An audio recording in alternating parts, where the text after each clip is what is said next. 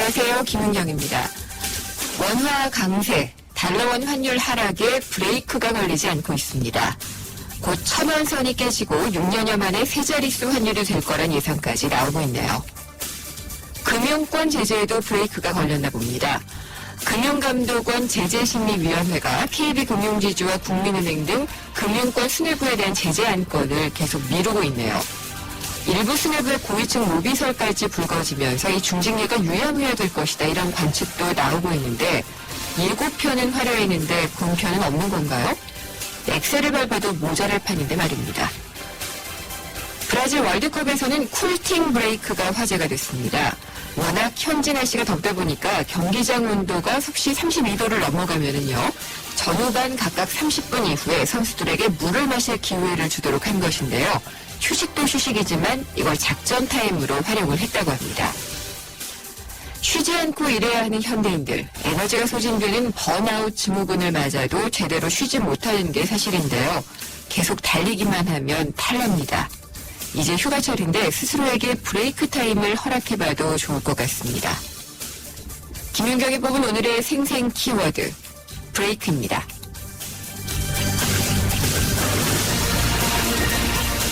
생생경제가 준비한 오늘의 경제 이슈입니다. 6년 만에 원달러 환율 1010원선이 무너졌는데 당장 수출 기업들의 발등에 불이 떨어졌다 이런 우려가 좀 나오고 있습니다. 하지만 환율이 하락하면은 또 수입 물가를 낮추는 효과가 있어서 내수에는 호재로 볼 수도 있는데요. 2부에서는 이 환율 하락의 파장을 짚어보도록 하겠습니다.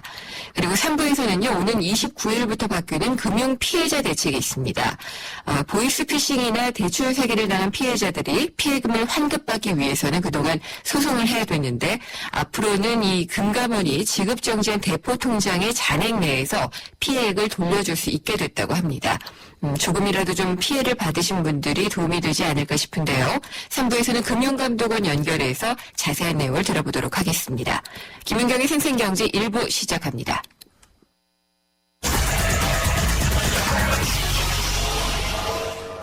네, 오늘 증시 알아보겠습니다. 동양증권 금융센터 삼성역 지점의 박진희 차장입니다. 안녕하십니까? 네, 안녕하세요. 네, 목소리가 차분하시네요. 비가 와서 그럴까요? 네, 시장 때문은 아닐까요? 그렇지는 않고요. 예. 오늘 뭐 전체적으로 조금 차분한 시장에서 사실 네. 지수는 좀 등락이 있었고 종목별로도 상당한 등락이 많이 있었지만 외부에서 보신다면은 오늘 별일 없었겠구나 하고 그냥 느끼실 수 있는 그런 지수로 마감이 된 하루였었습니다. 지수는 어떻게 끝났나요? 네, 종합주가 지수는 2010.97로 마감됐고요. 마이너스 4.31포인트로 마감이 됐습니다. 코스닥 같은 경우는 550.68, 플러스 1.65로 마감이 되었는데요. 전체적으로 지금 본다면 대형주들이 거래선 좀 많이 약했고요. 코스닥에서는 뭐 게임주라든지 바이오 섹터, 그다음에 뭐 중국 관련주들 이런 부분들이 좀 강세를 보였던 하루였었습니다. 네, 오늘 아무래도 어제도 그랬고 환율이 참 핫이슈인데요. 네네. 환율이 시장에 준 영향은 어땠나요? 네, 사실 최근에 환율이 계속적으로 좀 하락을 하고 있습니다. 오늘도 지금 현재는 70점 빠져있는 1008.50으로 지금 현재 보여지고 있는데요. 네. 계속적으로 환율이 좀 하락하고 있습니다. 외국인들이 계속 주식시장에 또 진입을 하고 달러가 들어오다 보니까 환율이 계속적으로 좀 하락을 하고 있어서 오히려 그런 부분들도 영향을 좀 많이 미치고 있는 것 같은데요. 이 환율의 하락은 고스란히 시장의 주가의 흐름이랑 똑같이 녹아 있다라고 보시면 될 것 같습니다. 네. 여기 보시면 환율 하락으로 가장 피해가 큰 현대차, 그다음에 뭐 기아차, 뭐 삼성전자 이런 대형 초대형 관련주들이 좀 많이 약세를 보였고요.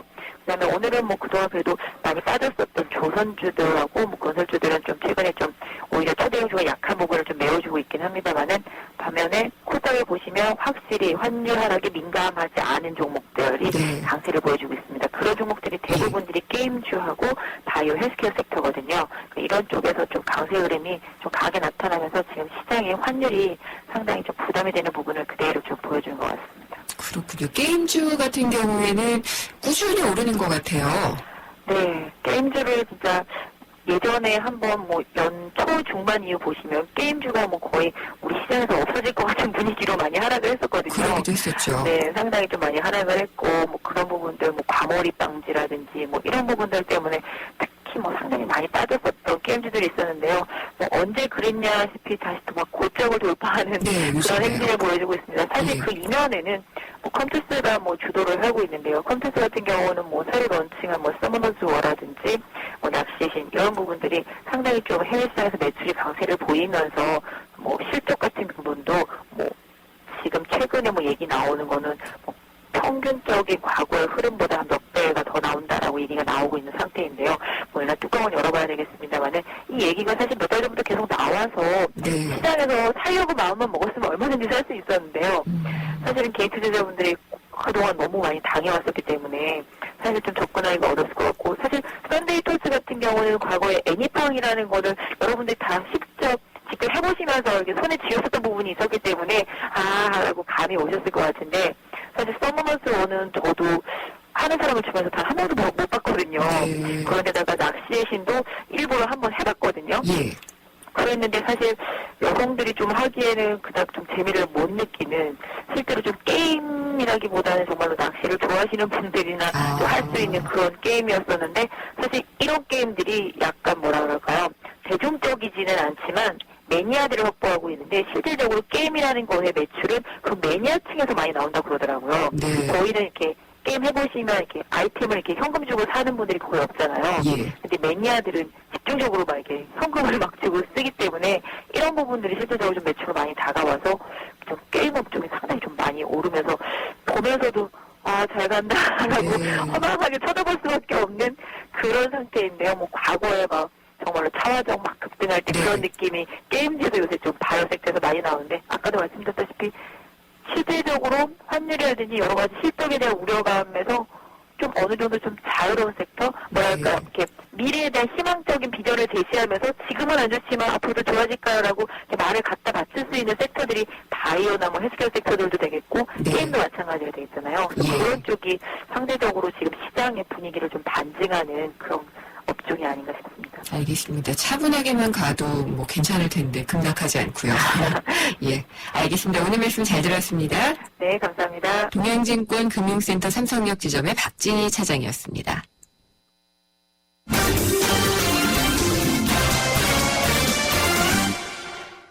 오늘의 주요 경제 뉴스 정리해 보겠습니다. 한국일보 이성철 부국장 연결합니다. 안녕하십니까?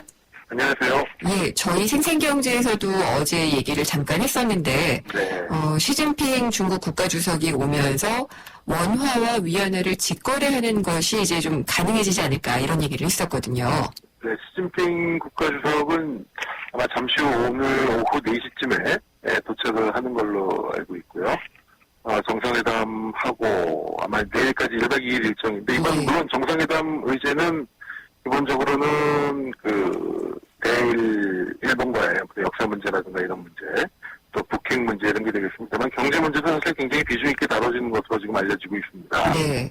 그 중에 이제 한 가지 중요한 게 이제 원 위안화 직거래 시장 말씀하신 건데 사실 지금 우리나라 이 외환 시장에서 우리나라 통화하고 외국 통화가 그러니까 바로바로 교환이 되는 직접 교환이 되는 거는 원달러 하나밖에 없습니다. 그렇죠. 1996년에 원엔, 그러니까 우리나라 원하고 일본 엔을 바로 교환할 수 있는 시장이 잠깐 열렸다가 워낙 거래가 안 돼가지고 그냥 곧바로 폐쇄가 됐었는데요. 그렇기 때문에 이번에 이 원 위안화 만약에 직거래 시장이 이제 개설이 될 경우에는 상당한 변화가 올 가능성이 있는데 그러니까 지금은 이런 방식입니다. 우리가 예를 들어서 위안화를 구입하려면 누구나 물론 은행 창구에 가서 외환 창구에 가서 위안화를 살 수는 있습니다만은 그것이 이제 원 달러, 그다음에 달러 위안 이렇게 어떻게 보면 한 달에 걸쳐서 가는 그런 그렇죠. 구조죠. 예. 환율도 그렇게 형성이 되고 있고 네. 그렇기 때문에 사실은 그 한 달이를 왜냐하면 거치다 보니까 그만큼 수수료도 더 붙고 은행이라든가 이런 데 전산 비용, 인력비 이런 것들이 다 들어가기 때문에 사실은 굉장히 환율이 구입하는 분들, 그러니까 실수요자 입장에서는 상당히 수수료라든가 이런 게 불리한 게 사실인데 만약에 이게 직거래 시장이 만들어질 경우에는 굉장히 수수료도 저렴해지고 여러 가지 이익이 많을 것입니다. 특히 요즘 이제 우리나라 같은 경우는 우리나라 중국의 가장 큰 무역 파트너 아니겠습니까? 네. 중국에 투자하는 기업들도 많고 그러다 보니까 원 위안화의 직거래 시장이 만들어지면은 이렇게 중국과의 교역이 있는 기업, 또 중국에 투자한 기업 이런 기업들은 상당히 이익이 있을 것이고요. 또 관광객들, 우리가 가는 거든 아니면 그분 쪽에서 오는 거든 상당히 이익이 있을 것 같은데, 이제 관건은 그렇습니다. 이게 다만 이제 어느 정도의 거래량이 과연 확보가 될 것이냐가 제일 중요한데요. 이제 과거 이 원-N 시장이 한번 실패했던 거는 이제 물량 부족 때문에, 거래량 부족 때문에 바로 폐쇄가 됐었는데, 그 당시 한국과 일본의 규모하고 지금 우리나라하고 중국의 거래 규모는 사실 비교가 안 될 정도죠. 어떻게 보면은 미국 달러보다도 어떤 의미에서는 수요가 더 클 수도 있기 때문에 만들어지면은 상당한 정도의 폭발력이 있을 것이다라고 예상은 됩니다만, 거래 관행이라는 게 그렇다고 해서 갑자기 이 중국 비즈니스를 하시는 분들이 모두가 다 이 원 위안 시장으로 과연 올 거냐, 그 부분은 또 장담할 수 없는 부분들도 있습니다. 아직은 국제적으로 통용되는 통화가 달러기 때문에 아마 그런 부분에 대한 이 수요 예측 이런 것들이 아마 뒷받침돼야 만들어지게 되지 않을까. 당장 합의한다고 해서 당장 내일 이 외환시장 하나를 계산한다, 이거는 불가능합니다. 그렇죠. 근데 이제 뭐 우리나라가 위안화 거래에 또 다른 또 허브가 될 수 있다는 기대감이 있기 때문에 그렇죠. 이게 된다면은 그런 포석으로는 좋을 것 같아요. 참고로 지금 전 세계적으로 위안화를 직거래하는 시장은요, 홍콩, 대만, 싱가포르가 있고, 그 다음에 런던에서 지금 준비가 되고 있고요. 홍콩, 대만, 싱가포르는 다 중화권 아니겠습니까? 그렇죠. 그러니까 조금 우리나라 입장에서는 글쎄요, 기회인 동시에 약간 리스크도 있는 것이 아닌가 그런 생각이 듭니다. 알겠습니다. 시진핑 주석은 오후 4시에 도착하는 게 아니라 도착했다고 하네요. 그런가요? 예, 4시부터 정상회담. 그때가 정상회담. 네. 저는 일정이 아마 4시 정도부터 시작이 되는 것 같습니다. 예, 내일 또 재계하고 만나는 게 또 기대가 되는데 어떤 얘기가 있을지 뭐 좀 모르겠네요. 워낙 이번에 사실 중국 수행원들로 온 기업인들 몇몇을 보면은요. 예. 한 명 한 명이 와도 대단할 정도로 어마어마한 건물들이 많이 옵니다. 예. 중국 최대 인터넷 상거래업체죠. 알리바바닷컴. 도 오고. 예. 그 다음에 또 차이나텔레콤, 그 다음에 요즘 가장 부상하는 그 화웨이. 네. 어마어마한 경제계의 거물들이 많이 따라오고 있습니다. 그렇죠. 그 사람들 정말 하나하나만 인터뷰해도 좋겠다 이런 생각이 좀 들기도 하더라고요. 네. 그리고 이제 대형 할인마트가 들어오면은 당연히 이제 경쟁력에 있어서 동네 슈퍼마켓은 좀 밀릴 것이다. 생존의 위협을 느낄 것이다 이런 생각이 드는데 이게 수치로 증명된 게 있네요. 상당히 재밌는 연구 결과가 하나 발표가 됐는데 서울시립대 성락일 교수 등 이 연구팀이 한국은행이 낸 그 한 계간지에다가 논문을 게재를 했는데 대형 유통업체, 그러니까 대형 마트라든가 기업형 슈퍼마켓이 하나 들어섰을 때 주변 상권에 어떤 영향을 미칠 것인가. 이거를 이제 수치로 통계적으로 지금 확인한 자료가 하나 나왔습니다. 이유는 이렇습니다. 이 대형 마트가 하나 이제 추가로 문을 열 경우에 지역에 있던 소규모 슈퍼마켓 22개가 문을 닫고 이 재래시장으로 상징이 되는 식료품 소매점도 20개가 문을 닫고 이런 조사 결과가 나왔습니다. 그래서 전체 소매 사업체는 한 83개 정도가 감소한다. 이런 지금 조사 결과가 나왔습니다. 상당히 많네요. 예, 그렇습니다. 그리고 기업형 슈퍼마켓 SM이라고 그러죠. 이것이 하나 문을 열어도 주변에 있는 소규모 슈퍼마켓 7개가 문을 닫고 식료품 소매점은 8개가량이 줄어든다. 이런 지금 조사 결과가 나왔는데요. 물론 어떤 통계 기법을 사용한 건지에 대해서도 좀 봐야 될 것이고 또 반대쪽으로 전혀 그렇지 않을 것이다라는 반박도 물론 있을 것 같긴 한데요. 일단 이 어떤 모형을 돌려서 이제 분석을 해보는 건데 상당히 어쨌든 재미있는 통계 결과가 아닐 수가 없습니다. 이 막연하게 지역마다 차이는 있을 겁니다. 획일적으로 정말로 대기업 계열 슈퍼마켓이 하나 들어오면 주변에 22개가 초토화된다 이렇게 단정적으로 얘기할 수는 없겠지만은요. 어쨌든 상당한 영향이 있는데 어쨌든 전체적으로 봤을 때 개점 후 5년이 지나면은 어쨌든 이 소규모 슈퍼마켓의 한 18%, 또 식료품 소매점의 한 13% 정도가 줄어든다는 그런 보고서이기 때문에 상당히 재미있고 의미 있는 이 연구 결과가 아닌가 싶습니다. 어쨌든 그렇게 되면은 계속해서 출점을 조금 제한하는 것이라든지 이런 것들은 유지가 좀 돼야지 이런 지역 상권들도 지금 이미 그 제도가 시행이 되고 있고 다만 또 대형 마트나 이런 데 같은 경우는 지금 이제 기업 이런 데가 이제 추가적으로 성장을 해야 되는데 계속 지금 사실 대형마트는 역성장 그렇죠. 예. 그런 데에 대한 지금 뭐 불만과 또 하소연도 굉장히 많은 게 사실이죠. 예. 근데 뭐 어쨌든 이런 것들이 공정하게 경쟁할 수 있는 환경은 또 아니라서 좀 걱정이 되는데, 네. 또 이 우리 사회 소득 불평등이 점점 심화되고 있는데 앞으로도 더 그럴 것이다라는 얘기가 있네요. OECD가 낸 보고서 중에 하나인데요. 네. 상당히 재미있습니다. 고숙련 근로자가 점점 더 많은 이익을 누림으로써 경제적 불평등이 심화되고 있다. 이런 얘기인데요. OECD가 그 금리위기가 터지기 이전까지 20년간의 OECD 국가들의 소득계층별로 이제 임금 상승률을 분석을 해보니까 상위 소득계층의 임금 상승률이 그 하위 소득계층보다 연평균 한 0.6% 정도 높았다. 네. 이렇게 지금 분석을 했습니다. 근데 이게 OECD 평균이고 아마 우리나라 같은 경우는 훨씬 더 심할 것 같은데요. 그 가장 큰 이유가 이 과학기술의 발전으로 고숙련 근로자들이 많아지고 예. 이들이 엄청나게 많은 임금을 받아가게 된다는 거죠. 쉽게 말하면 우리 사회를 얘기한다면은 삼성전자라든가 LG전자라든가 이런 IT 기업들의 고위 인력들 이쪽의 임금 상승률이 점점점 높아지면서 소득 불평등이 점점 더 심화되고 있고 이건 앞으로 50년 동안 계속 그렇게 될 것이다. 네. 이런 지금 전망이 나왔습니다. 최근에 이제 그 피케티 네. 박사의 여러 가지 소득 불평등 논란이 있는데 그런 맥락에서 이것도 상당히 그 유의미한 그런 지적이 아닌가 싶습니다. 예, 경제 분배 기능이 좀 잘 작동될 수 있는 게 필요하겠네요. 이 OECD는 그래서 뭐 누질세를 좀 강화해야 된다. 네. 이런 또 처방도 제시를 했습니다. 알겠습니다. 잘 들었습니다. 감사합니다. 네. 한국일보 이성철 부국장이었습니다.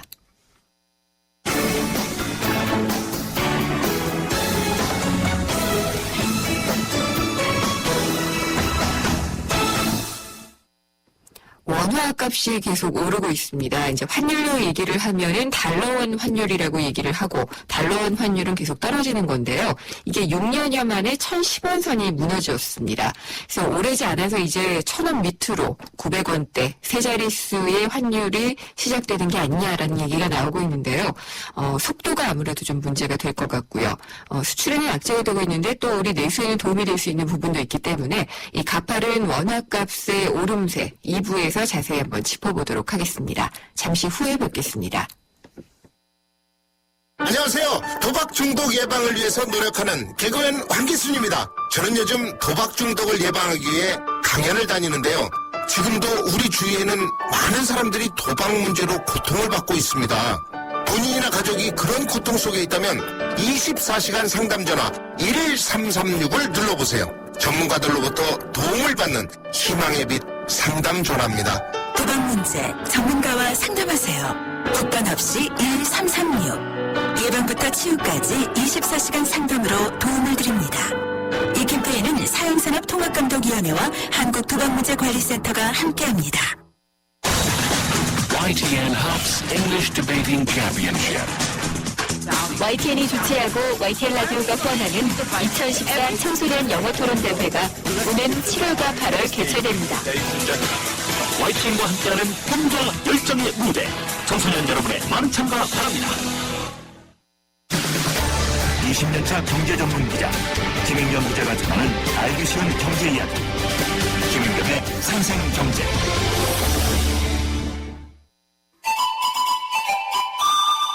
어머머, 진짜 경제는 장바구니 안에 있지. 달로 뛰는 생생경제가 찾은 구석구석 경제 현장. 장바구니 생생경제. 야,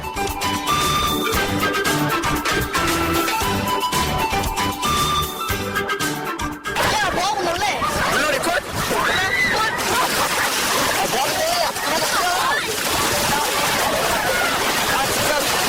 오랜만에 친구들이랑 오니까 뭐 재미도 있고 노니까 아무래도 좋아요. 이렇게 깊은 데서 막 덤블이랑 다이빙도 하고 그러는 게 좀 재밌어요. 수영 가는 거랑 다이빙이랑 튜브 타는 거 물놀이해서 너무 재밌어요. 햇빛 쐬가지고 얼굴도 많이 탄 것 같아요. 제 한강 개장했다고 해가지고요. 아빠랑 아이 같이 왔어요. 어렸을 때 왔던 데인데 아이랑 오니까 너무 좋고요. 파라솔 밑에, 그늘 밑에 누워서 바람 쐬고 있으니까 오랜만에 주말에 좀 여유로웠던 것 같아요. 근데 우리 일단은 깨끗해서 좋고요. 그리고 애들이 이렇게 안전하게 놀 수 있으니까. 네, 안녕하세요. 수영장 안전요원입니다. 어제부터 개장해서 오늘 주말 이렇게 인파가 많이 몰렸는데요. 안전 요령을 하자면은 준비운동 철저히 하시고 점프 같은 거 다이빙 같은 거는 사람이 많으니까 주의하시고 그리고 바닥에 미끄러우니 웬만하면 뛰지 마시고 일사병 같은 거에 관련해가지고 일도 화상이나 이런 거 햇빛에 심할 수도 있으니까 1시간 정도 물놀이 하시고 그리고 한 20분에서 30분 정도 그늘에서 쉬시고 하시는 게 건강에 좋을 것 같습니다. 네, 우리 망원 수영장은 기존의 워터파크보다 비용을 한 10분의 1 정도 비용으로 캐주컬 환경에서 즐길 수 있습니다. 6월 27일부터 8월 24일까지 운영을 합니다. 오늘 주말이 돼서 이용객들이 지금 현재 한 1000명 정도 입장을 했고요. 6월달이 이상고온에 의해서 더우신데 우리 수영장 오시면 항상 시원하게 즐기실 수 있습니다. 네, 우리 생활 속 경제 현장을 살펴보는 장바구니 생생경제 시간입니다. 비 오는데 무슨 소리야 라고 하시겠지만 김미란 리포터가 지난 주말 27일에 개장했던 한강 야외 수영장에 다녀왔거든요. 굉장히 더웠잖아요, 지난 주말에. 그때 인파가 상당히 많이 몰렸다고 하고 한강 야외 수영장 개장, 이게 여름을 알리는 하나의 상징이기도 했던 것 같아요. 아이들만 좋아하는 게 아니라 어른들도 참 물놀이 좋아하지 않나요? 저도 한번 가보고 싶다는 생각이 드네요. 세상의 베이스가 되다 포스코 협찬으로 김은경의 생생경제 2부 시작하겠습니다. 참여 방법 알려드릴게요. YTN 라디오 앱 예스가 있고요. 짧은 문자는 50원, 긴 문자는 100원이 부과되는 휴대전화 우물정의 0945번, 트위터와 페이스북을 통해서 들어오셔도 되고요. 웹사이트 김은경의 생생경제로 들어오셔도 됩니다. 청취자 여러분의 많은 의견 기다리겠습니다.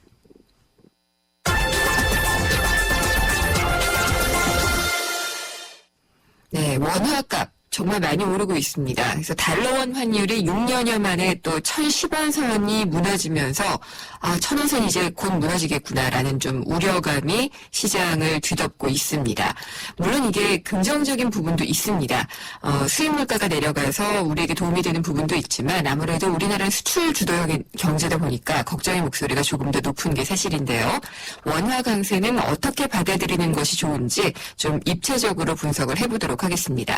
장보영 하나금융경영연구소 경제연구실장이 전화로 연결돼 있습니다. 실장님 안녕하십니까? 네, 안녕하십니까? 네, 원화값 많이 오르네요. 네, 그렇습니다.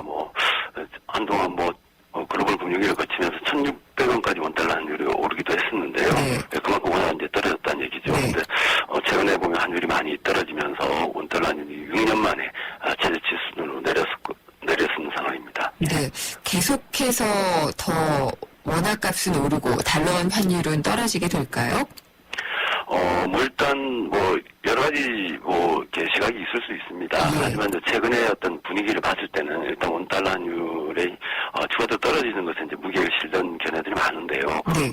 무엇보다 우리나라의 달러가 공급이 많이 이제 좋아졌다는 점이 그 주요한 원인으로 지목이 되고 있습니다.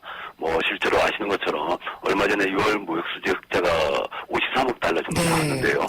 이런 식으로 대규모 어떤 실물 측면의 어떤 달러 공급이 계속되고 있고요. 또 더 나아가서 주식시장이나 채권시장을 통해서도 외국인 자금이 계속 유입되고 있는 어떤 상황입니다. 예. 그래서 이처럼 우리나라 시장에 이제 달러 공급이 넘치다 보니 원달러 환율이 이제 많이 떨어지고 있는 것이 아닌가 일단 그렇게 보고 있습니다. 네, 일단 달러의 공급이 많다라고 진단을 하셨고요. 그러면은 이 달러원 환율의 하락세, 세 자릿수 얘기가 나오는데 세 자릿수는 언제 될까요? 혹은 오지 않을 수도 있잖아요. 네, 그렇습니다. 아직 이렇게 현재 분위기로 보면 분명히 환율이 더 떨어지고 세 자릿수 진입이 초일기에 들어왔다 이렇게 볼 수도 있긴 합니다만 또 여전히 일각에서는 최근에 환율 하락이 좀 과도한 것은 아니냐. 네. 어떻게 보면 분명히 이제 달러 공급이 많고 전반적으로 우리나라의 어떤 이제 경제 여건이나 이런 부분들이 상대적으로 좀 국제 투자자들의 어떤 긍정적인 관심을 이끌 정도로 개선된 건 사실입니다만 네.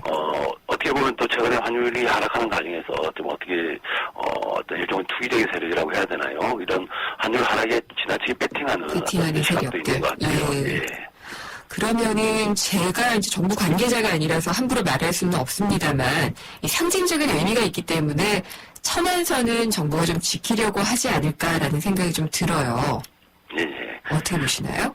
예, 실제 실제로 뭐 최근에 환율이 떨어지면서 정부가 뭐 구두 개입이든 아니면 이제 뭐 이러저러한 또 소규모의 개입이든 뭐 여러 가지 방식을 통해서 환율 하락을 좀 억제하려는 어떤 모습들을 많이 보여왔습니다. 근데 아마도 뭐 이런 어떤 이제 개입 과정에서 보면 많은 사람들이 정부가 환율을 한 1,000원 정도를 지키려고 하는 게 아니냐 이렇게 일단 많이 보고 있는데요. 실제로 뭐 기업 설문조사 이런 걸 보시면 기업들도 그 환율의 어떤 마지노 선으로 1,000원대 초반 정도를 얘기를 많이 하고 있어요. 환율이 1,000원 이하로 떨어지게 되면 상당히 우리가 어려울 수밖에 없다. 뭐 이런 얘기를 하고 있고요. 또 잘 아시는 것처럼 우리나라 경제 여건이 뭐 많이 좋아진 건 사실입니다만 여전히 뭐 가계부채 문제를 비롯해서 여러 가지 골치 아픈 문제들이 많이 남아 있고요. 또 국제적으로 봐도 세계 경제가 뭐 좀 어느 정도 회복되고 있습니다만 아직도 완전한 회복이다라고 얘기하기 좀 어려운 상황이에요. 이런 어떤 불안정한 상황에서 환율이 갑자기 많이 떨어지면서 이렇게 좀 충격을 주는 게 아니냐 뭐 이런 우려들이 이제 좀 정부가 일단 1,000원 정도에서 이제 좀 환율을 방어하려고 하는 어떤 의지를 보이고 있다라고 보고 있는데요. 근데 과거에도 보시면 우리가 IMF, 글로벌 금융위기 같은 경우만 해도 그때 보면 원달러 환율이 900원대였거든요. 그러면서 이제 글로벌 금융위기가 나타나면서 환율이 폭등을 했고요. 좀 더 이제 길게 보면 1990년대 말 그 IMF 우리 외환위기라고 부르죠. 이때만 해도 환율이 이렇게 폭등하기 시작했던 게 보면 900원대가 출발점이었거든요. 그래서 900원대가 좀 아직은 우리 기억 속에 조금 이제 부담스러운 측면이 있는 수준이 아닌가 이렇게 이제 보고 있는 것 같습니다. 근데 이제 저도 기억이 나요. IMF 위기가 왔을 때에 막 환율이 뛰던 그 시절이 있었는데 그때 900원하고 지금 900원하고는 우리 경제의 체질이 다르기 때문에 좀 달리 받아들여야 되지 않을까요? 네, 맞습니다. 뭐 당연히 이제 과거의 경험을 그대로 뭐 지금 이제 끌어들일 수는 없는데요. 근데 이제 어쨌든 900원대 갔을 때마다 여러 번 어떤 이제 좀 부담스러웠던 경험들이 있었다는 점이 이런 어쨌든 정부 당국이나 아니면 또 여타 그 외환시장 플레이어들 입장에서도 상당히 좀 부담스러워할 수 있는 어떤 대목이 아닌가 그렇게 보고 있습니다. 전 정부 때는 최강 라인이라 그래서 이제 강만수 부총리도 포함이 돼서 고환율 정책을 썼잖아요. 강하게 이제 시장을 방어를 한다는 그런 태도를 보였는데 이번에 최경환 부총리 내정자 같은 경우에는요, 좀 저환율 정책을 시사하는 게 아니냐 이런 얘기도 좀 들려요.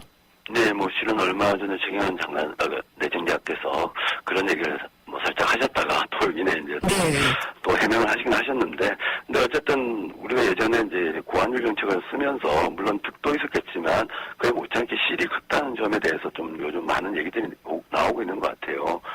실은 이제 고환율 정책을 주된 이유라고 하면 일단 이제 수출의 일단 가격 경쟁력을 높인다라는 측면일 텐데, 실제로 근데 글로벌 금융 위기 이후에 보면 고환율을 그러니까 상당히 그때 환율이 1,600원까지 올라가고 했었고 불과 얼마 전에 또 1,100원을 넘났던 전선 환율이었는데 그래도 수출이 크게 좋아졌던 건 아니었거든요. 그래서 고환율에도 불구하고 수출 증대 효과가 실은 크지 않다라고 보는 시각도 있고요. 또 나아가서 어쨌든 수출에 대해서 좀 지원을 했습니다만 실제로 수출을 통한 어떤 소득의 증가나 이런 것들이 국민 경제 전체로 이제 좀 완료가 되지 않는다. 뭐 이런 어떤 이제 비판의 지적들도 있는 것 같습니다. 그래서 고환율 정책이 과연 이제 한국 경제의 어떤 이제 중장기적인 지속 가능한 성장이라는 측면에서 여전히 유효한 정책이냐 이런 데 대한 어떤 논란들이 좀 분명히 있는 것 같아요. 그러니까 수출을 통해서 벌어들인 그런 소득을 대개는 이제 기업도 일부 기업에게만 가게 되고요.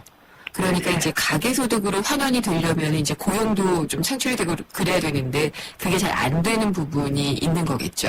예, 그렇습니다. 반면 이제 환율이 떨어지게 되면 뭐 여러 가지 이제 경로가 있겠습니다만 어쨌든 이제 실질 구매력이 좀 개선된다고 보는 시각들이 있어요.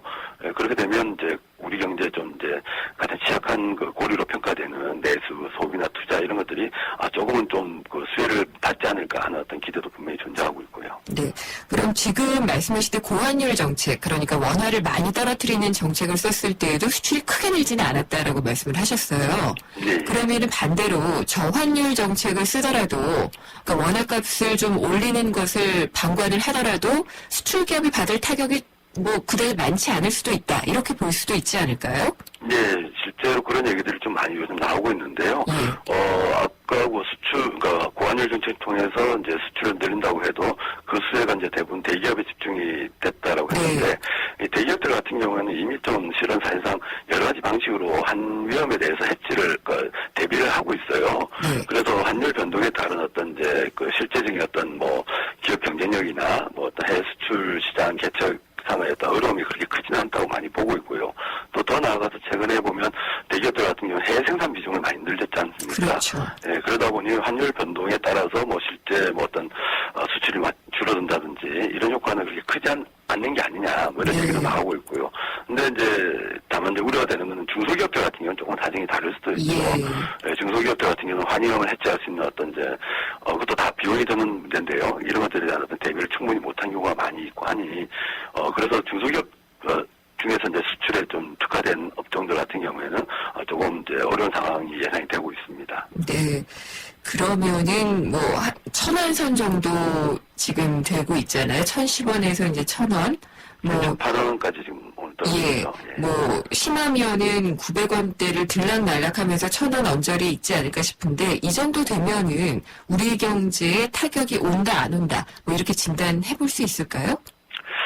네, 뭐 지금 이미 이제 그런 얘기들이 많이 나오고 있는데요. 뭐 어쨌든 이제 뭐 수출 측면에서 조금 부담이 있는 건 사실일 테니까 그런 부분에서 이제 뭐 좀 경기에 대한 어떤 부담이 분명히 있을 수 있고요. 또 아까 내수 측면에서 분명히 환율이 떨어진 게 효과가 있을 거라고 뭐 있을 수 있다고 말씀드렸습니다만 최근에 우리 내수 경기가 안 좋은 게 환율 때문이라고 보기엔 좀 어려운 측면이 많이 있지 않습니까? 그렇죠. 뭐 가계부채 문제나 아니면 또 기업들도 국내보다는 해외 투자하는 게 더 유리하다고 판단하는 어떤 경향이 있고요. 그래서 그런 점을 고려해 본다라면 아무래도 이제 이 전반적인 어떤 이제 환율 하락에 따른 어떤 경제적인 부담은 뭐 크지는 않다 하더라도 분명히 이제 조금 있을 수 있다라고 뭐 말씀드릴 수 있고요. 다만 이제 환율이 뭐 아까 사장님께서 말씀하신 대로 1,000원대 초반에 머무른다면 뭐 그 효과는 그렇게 크지 않을 수도 있겠습니다만 앞으로 향후에 이제 900원대 뭐 중반까지 떨어진다. 만약에 그렇게 된다라면 전반적인 어떤 경제 환경이 좀 크게 변하는 것이기 때문에 경기 운영에서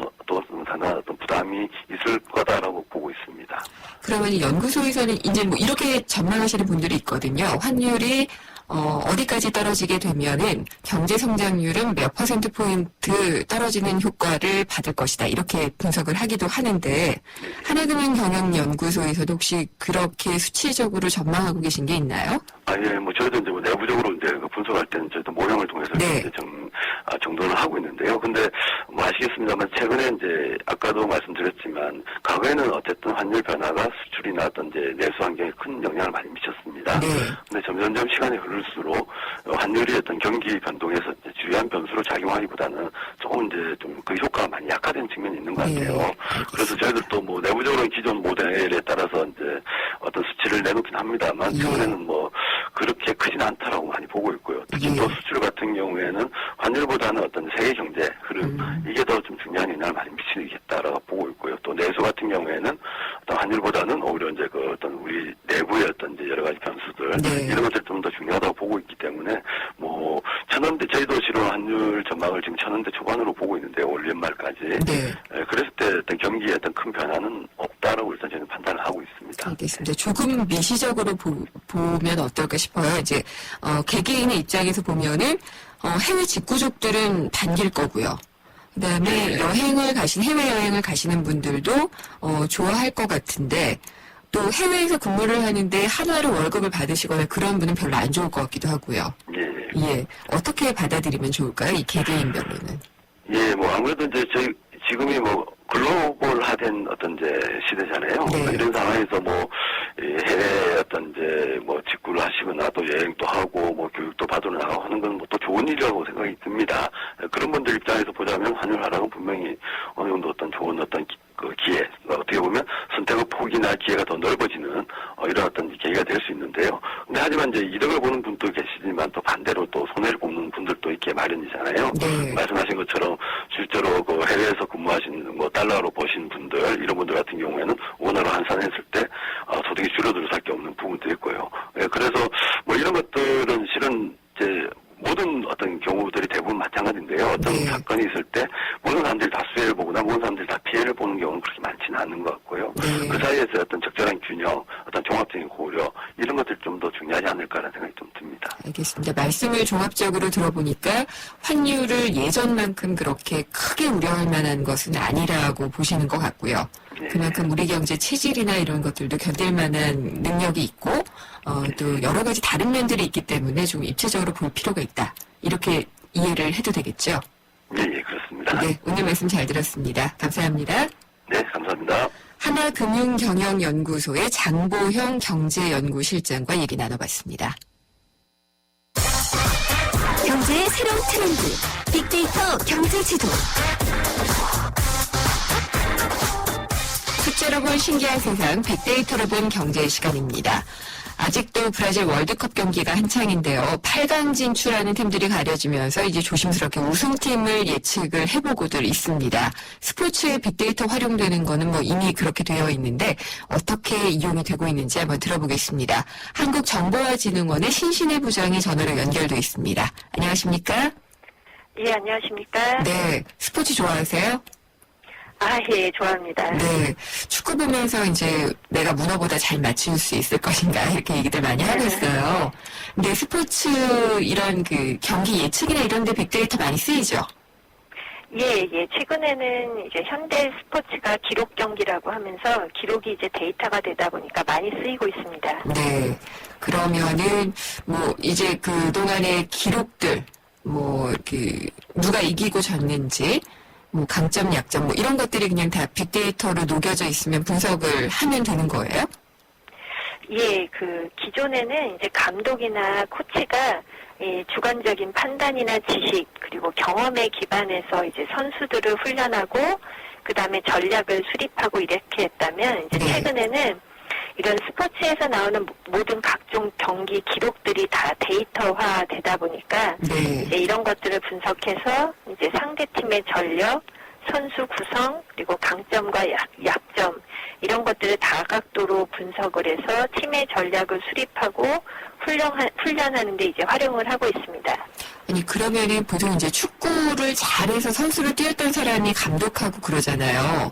야구도 그렇고. 근데 뭐 수학자나 이런 통계학자나 이런 전산을 하시는 분들이 감독해야 되지 않을까 이런 생각도 드네요. 예, 얼마 전에 이제 개봉된 머니볼이라는 이제 영화가 있었습니다. 예, 봤어요. 그게 이제 브래드 피트가 이제 주연을 한 영화인데, 이 영화는 이제 야구 경기를 할 때 철저하게 이제 데이터에 기반해서 적재적소의 선수들을 배치를 한 걸로 유명한데요. 여기서도 이제 이 머니볼을 이끈 이제 빌리 빈이라는 구단장이 하버드 대학교에 경제학 전공을 한 사람을 영입을 합니다. 그러니까 말씀하신 것처럼 예전에 선수로 뛰었던 분들뿐만 아니라 이제 하버드대에서 경제학을 하신 사람을 영입하고 이를 통해서 데이터들을 분석을 해서 적시에 필요한 이제 선수들을 기용하는데 이제 활용을 했고요. 그 결과 이제 메이저 리그에서 계속 이제 하위 팀에 머물러 있던 이 팀을 4년 연속 이제 포스트 시즌에 진출시키고 이제 메이저리그 최초로 20연승이라는 기록까지 세운 걸로 실제 사례로도 아주 유명한 사례가 있습니다. 네, 그것만 보면은 정말 이제 수학이나 어떤 전산학이나 통계학이 스포츠를 한다면 이런 생각이 들기는 하는데 이 축구나 야구 이런 거 외에도 이 빅데이터가 활용되는 스포츠 분야는 어디가 있을까요? 예, 빅데이터가 많이 활용된 예는 이제 예전부터 있었지만 이제 F1에서도 많이 활용되고 있는 것으로 유명합니다. 자동차 경주요? 예, 자동차 경주인 F1에서는 경기를 할 때 1년 동안 약 20테라바이트의 데이터가 이제 생성이 된다고 합니다. 이게 이제 차량에 부착된 100여 개의 센서에서 생성된 뭐 타이어, 엔진, 차량 온도하고 연료 상태 이런 것들이 이제 실시간으로 나오고요. 이런 데이터를 분석을 해서 뭐 타이어 교체 주기 그리고 주유 등의 동선을 최적화해서 우승한 사례가 실제 사례로 있고요. 그리고 이제 최근에 작년에 열린 요트 대회에서도 이 요트에 300개 이상의 센서가 탑재되고 여기서 바다의 조류와 풍속, 풍향 등의 주요 데이터가 실시간으로 수집돼서 이런 걸 분석해서 선수들이 차고 있는 시계나 이제 태블릿 PC에 전송을 해서 우승을 한 사례도 있고요. 또 최근에는 이제 유명하게 이제 테니스에서도 빅데이터가 활용이 되고 있습니다. 그래서 이제 테니스에서도 한 경기당 데이터가 4,100만 건이 이제 발생을 하고요. 이런 데이터들을 IBM이 8년 동안 그랜드슬램 테니스 대회 경기 데이터들을 분석을 해서 이제 경기에 영향을 미치는 3대 전략 분야를 찾고 이것들을 가지고 실제 경기 시에 선수가 이것을 잘 대응하고 있는지까지 판단을 해서 그 경기에 활용하고 있는 사례들도 있어서 매우 다양하게 활용이 되고 있습니다. 네, 저도 이번에 기사를 쓰긴 했는데 독일 월드컵 축구 대표팀이 빅데이터를 활용해서 전략을 세웠다고 들었어요. 예, 맞습니다. 그 최근에 이제 아마 이제 어젠가 그제 이제 독일에서 이제 자료를 쫙 배포를 했는데요. 네. 이제 독일 월드컵 팀이 이런 빅데이터를 활용해서 이제 훈련한 것으로 유명합니다. 이건 어떻게 했냐면 이제 축구공하고 선수들의 몸에 센서를 부착해서 연습 관련 정보를 이제 빅데이터로 분석을 했습니다. 그래서 선수의 무릎, 어깨 이런 데에 부착된 4개의 센서를 통해서 운동량부터 순간 속도, 심박수, 슈팅 동작, 방향 이런 것들의 데이터를 실시간으로 분석하고 골키퍼는 양 손목에 포함해서 6개의 센서를 통해서 데이터를 분석을 하고요. 이런 데이터가 한 개당 1분에 총 10,000여 개의 데이터를 생산을 하다 보니까 이런 걸 가지고 이제 코치하고 감독들이 이제 실시간으로 분석을 해서 훈련에 활용한 것으로 유명합니다.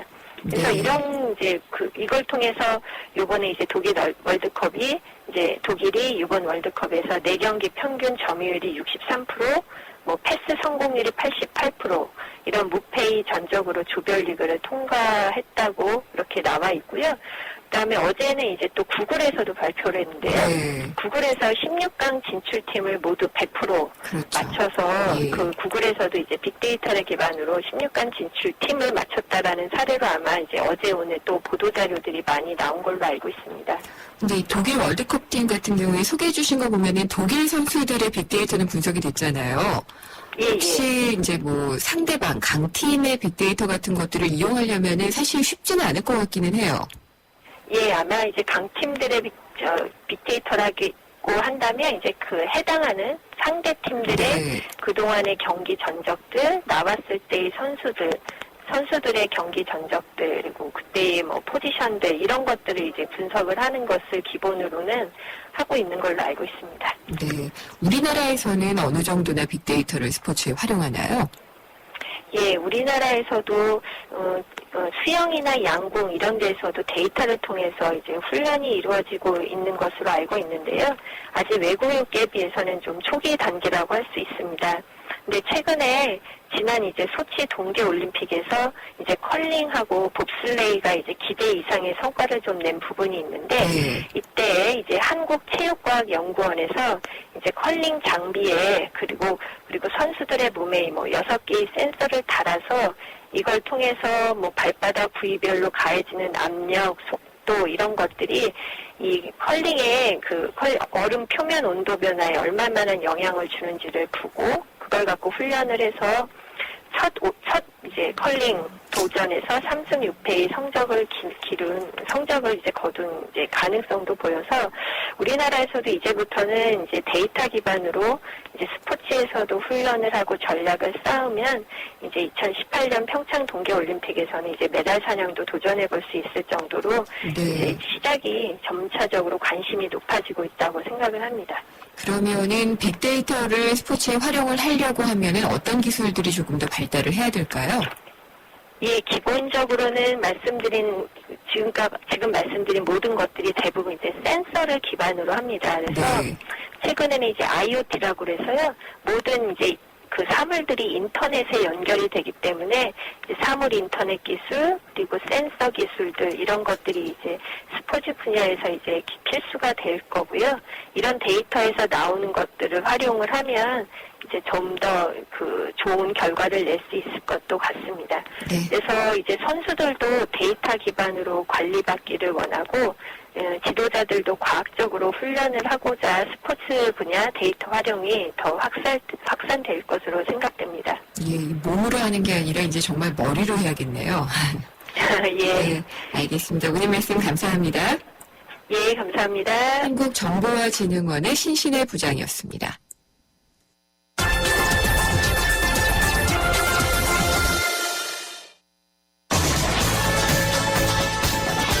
말부터는 금융 대출 사기를 당한 피해자들이요 소송을 거치지 않고도 피해 금액을 돌려받을 수가 있게 됩니다. 오는 29일부터 관련법 개정안이 시행이 되면서 금융회사를 사칭한 대출 사기를 당한 피해자들이 조금 더 쉽게 피해금을 돌려받을 수 있게 된다고 하는데요. 3부에서 금융감독원과 연결해서 자세히 들어보도록 하겠습니다. 궁금한 점이나 의견 있으면 보내주세요.